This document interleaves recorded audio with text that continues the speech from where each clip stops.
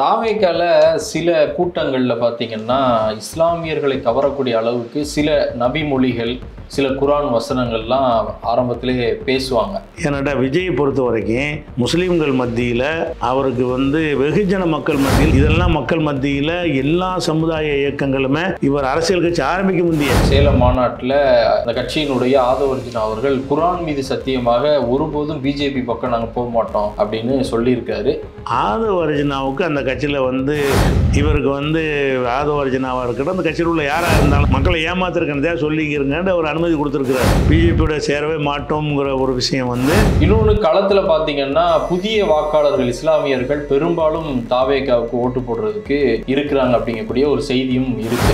ஆரம்ப காலத்தில் திமுக கடைப்பிடிச்ச ஒரு வழிமுறை. ஆனால் அந்த இஸ்லாமிய இதுகள்லாம் பண்ணுறாங்கன்னு சொல்றீங்கல்ல, இது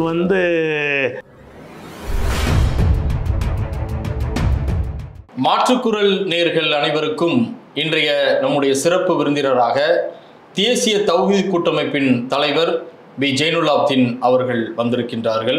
நிகழ்ச்சிக்கு வரவேற்கிறேன். இப்போ தாவேக்கால சில கூட்டங்களில் பார்த்தீங்கன்னா, இஸ்லாமியர்களை கவரக்கூடிய அளவுக்கு சில நபி மொழிகள், சில குர்ஆன் வசனங்கள்லாம் ஆரம்பத்திலே பேசுவாங்க. இப்போ சமீபத்தில் நடந்த ஒரு சேலம் மாநாட்டில் அந்த கட்சியினுடைய ஆதவர்ஜுனா அவர்கள் குர்ஆன் மீது சத்தியமாக ஒருபோதும் பிஜேபி பக்கம் நாங்கள் போக மாட்டோம் அப்படின்னு சொல்லியிருக்காரு.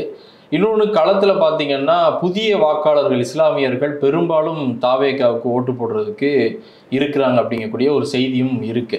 இதை எப்படி பார்க்குறீங்க? அதாவது அப்படி பெரிய அளவில் இருக்க வாய்ப்பு இல்லை. ஏன்னாடா விஜயை பொறுத்த வரைக்கும் முஸ்லீம்கள் மத்தியில் அவருக்கு வெகுஜன மக்கள் மத்தியில் நல்ல பேர் கிடையாது. அவர் எப்படின்னா இந்த அர்ஜுன் ஒரு நடிகர் இருந்தார்ல, நம்மளை தீவிரவாதியாக காட்டுறது மட்டும்தான் அவருடைய எல்லா சினிமாக்களும் அப்படி தான் இருக்கும். அதே மாதிரியான வேலையை செஞ்சதில் இவர் முக்கியமான இடத்தை வகிக்கிறார் விஜய். இவருக்கு எதிராக பல போராட்டங்கள் இஸ்லாமிய இயக்கங்கள்லாம் முந்தைய நடத்தியிருக்கிறாங்க. துப்பாக்கியில் இருந்து பீஸ்ட்டுங்கிற படத்தில் இருந்து அம்புட்டு பிறகு ஸ்லீப்பர் செல்லுன்னு காட்டினார். இதெல்லாம் மக்கள் மத்தியில் எல்லா சமுதாய இயக்கங்களுமே இவர் அரசியல் கட்சி ஆரம்பிக்க முந்தைய அரசியலுக்காக இல்லை, அரசியல் கட்சி ஆரம்பிக்க முந்தைய விஜய் ஒரு ஆன்டி முஸ்லீமு என்கிற ஒரு கருத்து தான் வெகுஜனமான முஸ்லீம்கள்ட்ட சினிமா வேண்டாம் போய் பார்ப்பான். அவனை தலைவராக ஏற்றுக்கிற கொஞ்சம் பேர் இருப்பாங்க, விளங்காமல் இருப்பாங்க. ஆனால் விஜயுடைய இந்த படங்களை உன்னிப்பாக கவனிக்கிற ஒருத்தனாக இருந்தானே. ஆனால் இந்த ஆள் ஒரு இஸ்லாமியர்களை எதிர்க்கக்கூடிய மனநிலையில் இருக்கிறாரு, இஸ்லாமியர்களை தவறாக சித்தரிக்கணுங்கிற கருத்தில் இருக்காருங்கிற முடிவுக்கு தான் நம்ம வர முடியும். அந்த மாதிரி இருக்கிறதுனால முஸ்லீம்லாம் இளைஞர்கள்லாம் புது வாக்காளர்கள்லாம் அவருக்கு போடுவாங்கன்னு சொல்ல முடியாது. ஆனால் போடக்கூடியவங்க கணிசமாக இருப்பாங்க, அதிகம் இருக்காது. ஒரு 25-30% முஸ்லீமுடைய ஓட்டு வேண்டாம் கிடைக்கும். எல்லா முஸ்லீமும் அப்படி இளைஞர்கள்லாம் இருப்பாங்களான்னு கேட்டால் இவரை பற்றி நினைக்கிற அளவுக்கு இல்லை. அந்த மாதிரி எல்லாம் ஏன்னா இவருக்கு ஒரு கெட்ட பேர் தான் முஸ்லீம் மத்தியில். மத ரீதியாக பார்த்தோம்னா இவர் நல்லவர் கிடையாது. அப்புறம் விஜயகாந்த் மாதிரி தான். விஜயகாந்த் இப்படி தான் நம்மளை தீவிரவாதியாக தானே காட்டுவார். விஜயகாந்தாக இருந்தாலும் சரி, இந்த அர்ஜுனா இருந்தாலும் சரி, எல்லாருமே அந்த ரஜினிகாந்தை தவிர சமகாலத்தில் எல்லாருமே நம்மளை தீவிரவாதியாக காட்டினாளுக்கு தான். கமலஹாசனாக இருந்தாலும் சரி, இவங்களுக்கு இதே வேலையாக தான் இருக்குது. அப்போ கமலஹாசனுக்கு எந்த மாதிரியான மதிப்பு முஸ்லீம்கள்கிட்ட இருக்குதோ அதுதான் விஜய்க்கு இருக்குது. அவர் விஸ்வரூபமாக இருந்தாலும் சரி, இப்போ இன்னொருத்தனை வச்சு எடுத்தார்ல ஒரு படம், சிவகார்த்திகேயனை வச்சு அவர் தயாரித்தார்ல அமரன் ஒன்று எடுத்தார்ல, எல்லாமே நம்மளை இஸ்லாமியர்கள். அது திமுகவுடைய ரெட் ஜெயின் தான் தயாரிச்சு. அவங்க வெளியிடணும், அதாவது வியாபாரிகள் திமுக தான் செஞ்சாங்கன்னா அவங்க தயாரிப்பு கமல் இல்லை வெளியிட்டிருக்காங்க. வெளியே அவங்க எந்த படத்தை வேணாலும் வாங்கி டிஸ்ட்ரிபியூட்டர் தானே. அவங்க யாரும் மோனோப்புலியாக இருக்கிறதுக்காக வேண்டி எவனும் படம் வெளியிடக்கூடாதுன்றதுக்காக வேண்டி ரெட் ஜெயின் தான் வெளியிடணுங்கிற அளவில் அவங்க தியேட்டர்லாம் கொடுக்க மாட்டாங்க. இல்லாட்டி அந்த மிரட்டி எல்லாம் கையில் வச்சுருக்குறாங்க. அதை செஞ்சாங்களே தவிர கமல் தான் தயாரித்தார் அந்த படத்துடைய எல்லாமே. அவர் நினச்சா உள்ள நுழைஞ்சு மாற்றம் செய்ய முடியுமே. இவருக்கு ரெட் ஜெயினுக்கு அது மாற்றம் செய்ய முடியாது. நீ எனக்கு விற்பனை உரிமை கொடுங்கிறது மட்டும்தான் அவருக்கு இவங்களுக்கு உள்ள ஒரு உறவு. கமலுக்கு படத்தை மாற்ற முடியும், படத்தை திருத்த முடியும். அவர் தான் பணம் போட்டவர். பட் அதே கமல் தான் இன்னைக்கு திமுக கூட்டணியில் இருக்கிறாருங்கும் போது அதை முஸ்லீம் தலைவர்கள் அப்படி பார்க்க மாட்டாங்க.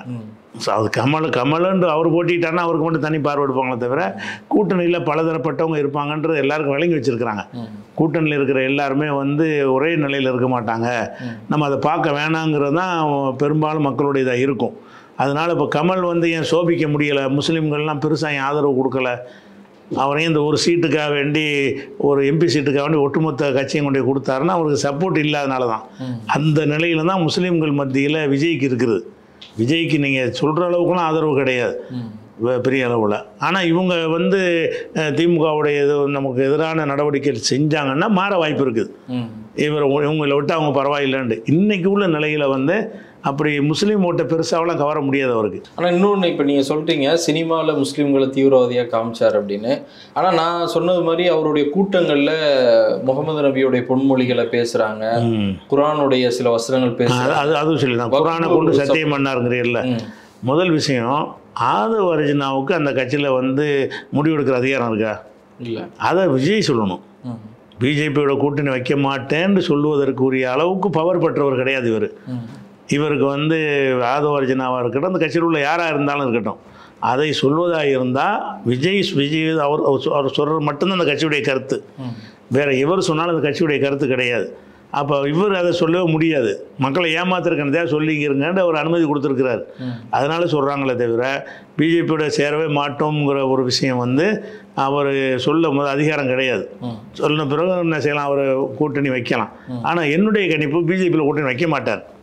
ஏன்னா பிஜேபியில் கூட்டணி வச்சோம்னு சொன்னால் அவருக்கு பேசிக்காக இருக்கக்கூடிய கிறிஸ்தவ சபைகளுடைய வாக்கு போயிடும். கிறிஸ்தவர்கள் பூரா அந்த சிறுபான்மைங்கிறதுனால தான் அவரை நம்மளை சேர்ந்தவர்னு அண்டர் கிரவுண்டில் நிறைய வேலை செய்கிறாங்க. அவங்க இதை ஒத்துக்கிற மாட்டாங்க, இவர் பிஜேபிக்கு போவதை.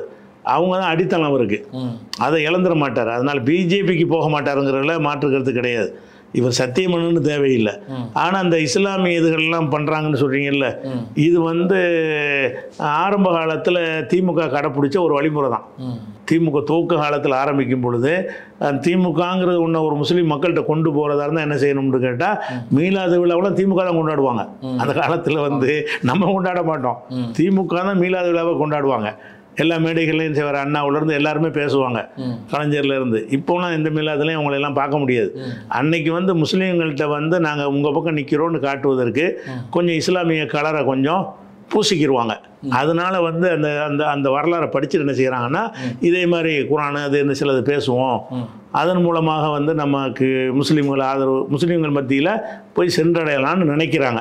அது சில பேர் இருக்கலாம், குரான்லாம் பேசுகிறாரு, இந்த நோன்பு திறக்கிற நிகழ்ச்சி நடத்தினார்ல, அதெல்லாம் வந்து ஒரு மக்களை ஜெயிக்கலாம்னு நினச்சி செய்கிறாங்க.